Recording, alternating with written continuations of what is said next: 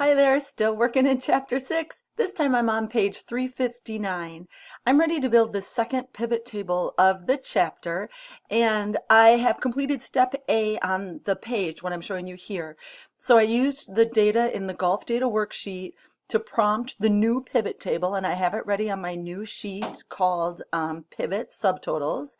And now I'm ready for step C. I'm going to add the fields as they're listed here: date, customer type, food order, and years if necessary. Okay, I'm going to hop over to my worksheet.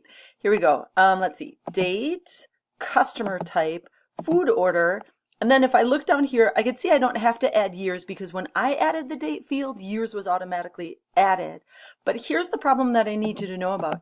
In the book, they're assuming that the food order field is automatically added to the values area. Mine is not. So I just want to show you what to do. If yours looks like this when you're building it, I want you to click once and hold on the food orders field, drag it over to the values area and release. Now, because I've moved it over there, by default, it's going to use the function name count. We need to change that. So click the down arrow next to the field name, choose value field settings, change the function to sum, and then click OK. Then from there, the rest of the steps should be smooth sailing. Follow the book as you normally would. If you have any problems at all, feel free to email me.